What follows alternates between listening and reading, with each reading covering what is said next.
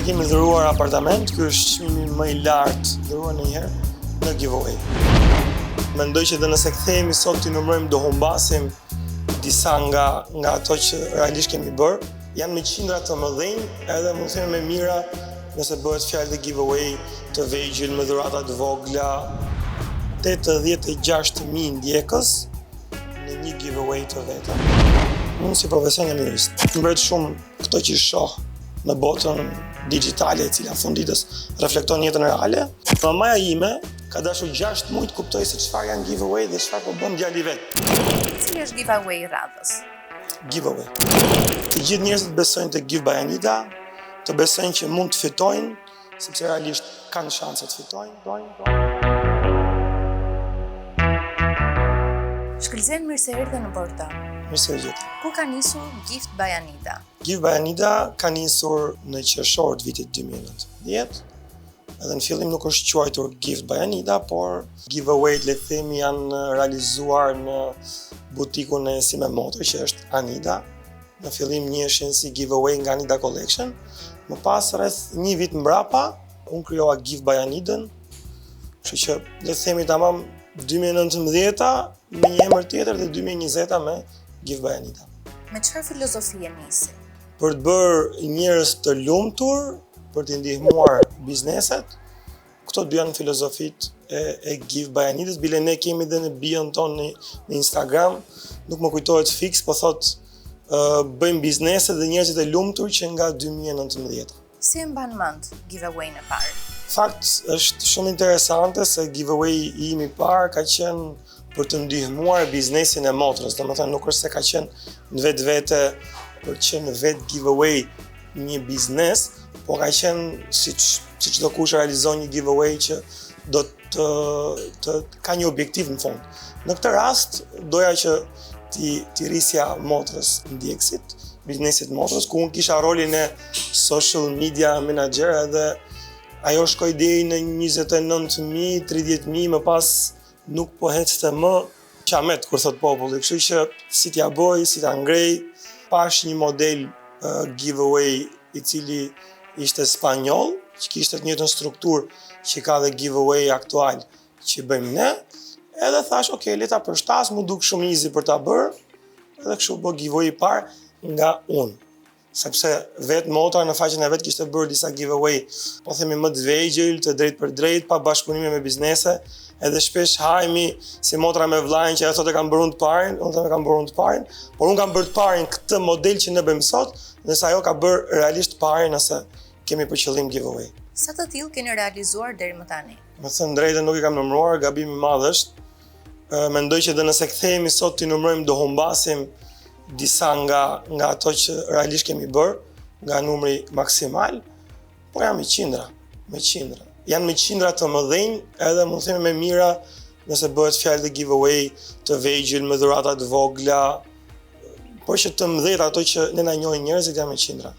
Cili është çmimi më i lartë që keni dhënë? Ne kemi dhuruar apartament, ky është çmimi më i lartë në vlerë, dhe është dhuruar 2 herë. Apartament në Tiranë. Cili është rekordi më i madh i ndjekësve që janë shtuar për një faqe që keni promovuar? Rekordi më i madh i ndjekësve është 86.000 ndjekës në një giveaway të vetëm. Edhe ky është rekord jo vetëm i joni, por është rekord në mbar shqiptarinë le të themi. Gjithashtu dhe dhurata që janë apartamentet janë gjithashtu dhurata më e madhe që janë dhuruar ndonjëherë në giveaway. Si përpiqeni ta mbani audiencën tuaj? Me giveaway. Cili është çelësi i suksesit? Çelësi i suksesit në radh parë është transparenca, në radh dytë është inovacioni, ne vazhdimisht përpiqemi sjellim risi, bëjmë gjëra të ndryshme, mos bëjmë përsëritje, shohim se cilat janë preferencat e audiencës që na ndjek, çfarë dhurate duan. Cili është hapi i radhës në planet tuaja? Hapi i radhës është shtrierja në tregun evropian dhe pse jo mbar botror, Amerikë e tjerë. Shkëlqen ti vetë çfarë profesioni ke? Unë si profesion jam jurist. Je bërë pishman që ke ndruar profesion? As pak. Stafit nga se përbëhet? Përbëhet nga 5 persona, po themi që jemi në zyrë gjatë gjithë kohës, pastaj bashkëpunojmë me mbi 20 të tjerë që janë remote, freelance, bashkëpunëtorë të tjerë, për shembull, videot ne nuk i bëjmë me stafin që kemi brenda në zyrë, studio kreative është e jashtme. Ky është ekipi jam. Profesionin e ke ushtruar? Ja, nuk e kam ushtruar. Si ka qenë kalimi për ty nga një profesion në Gift by Anita? Kalimi ka qenë i guximshëm, por edhe me adrenalinë.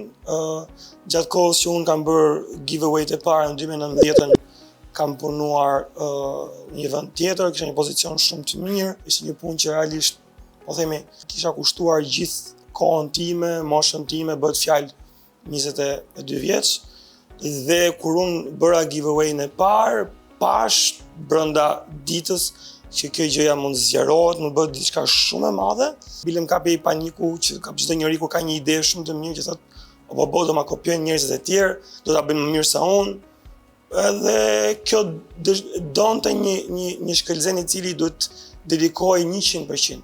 Kështu që qëndrimi në punën ku isha ose rrezikimi për të marrë me këtë gjën e cila për momentin ishte një shaka për gjithë njerëzit afër meje që dëgjonin, ishte ajo që po themi ajo adrenalina e kohës. Bile mamaja ime, që ishte nga persona më të afërt të mi, ka dashur 6 muaj të kuptoj se çfarë janë giveaway dhe çfarë po bën djali vet.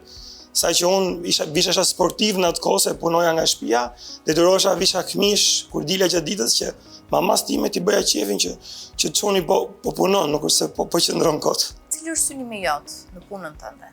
Të gjithë njerëzit besojnë te Gift by Anita, të besojnë që mund të fitojnë, sepse realisht kanë shanse të fitojnë. Qëllimi është t'i shërbej biznesit sa më mirë për të ngritur, sidomos në rrjetet sociale.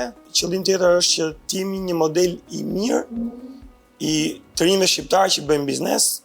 Jo pa qëllim, shumë gjëra në Gift by Anita janë të panegociueshme, si lloji i bashkëpunëtorëve, si pjesa e korrektësisë, transparencës që thamë. Gjithashtu edhe çfarë modeli japim ne. Ne jemi nga ata të rinj që kemi punuar në rrjetet sociale, kemi marrë viralitet dhe nuk kemi dashur të zhvishemi, nuk kemi dashur të shajmë, nuk kemi dashur të zihemi me asnjëri, jemi munduar të mos bëhemi problem për askënd, as të mos përdorim audiencën tonë për të treguar që shikon e kemi një pushtet, le të themi, dhe ne mund të tregojmë gabimet e tjerëve. Vlen për të theksuar dhe fakti që ne gjatë periudhës 2019-2020 kemi parë çuditëra me giveaway në Shqipëri.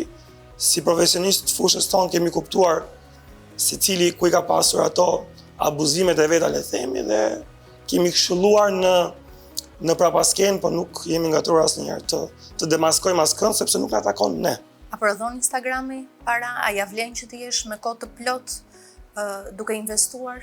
Patjetër që prodhon, duke qenë se biznesi shqiptar e shef Instagramin si platformën kryesore ku ai bën biznes.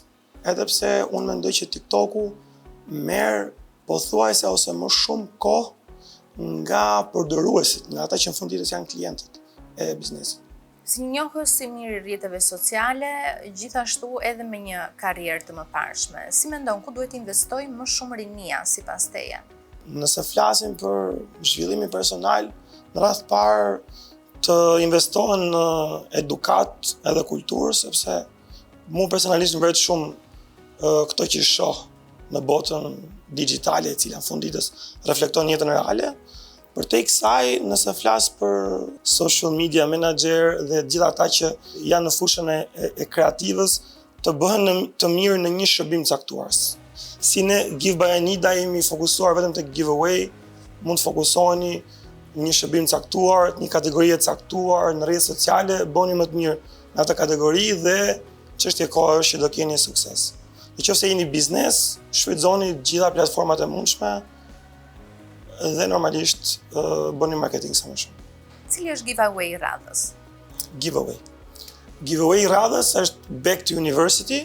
Pjesë të qëllimeve tona për në vijim është të bëjmë giveaway të targetuar, ku dhe biznesit i vjen ndjekësi i cili është pikërisht ai që ka nevojë, por gjithashtu edhe shumë njerëz të cilët nuk duan të marrin pjesë në ato giveaway ku dhurohen dhurata të mëdha për shkak dhe të rregullave që kanë, që mund të duken deri diku me një kosto personale, mund ta gjejnë veten te dhurata të caktuara. Për shembull, ka njerëz që mua më thon shpesh, unë nuk marr pjesë në asnjë lloj giveaway çfarë që të bësh ti, edhe kur kam parë që ka një orë shtrenjti, kam thënë nëse unë dhuroj një Rolex, ti mund të marrësh pjesë, sidomos nëse është limited edition, dhe ka thënë po, këtu do merra pjesë. Shkëlqim, faleminderit dhe suksese. Faleminderit ju.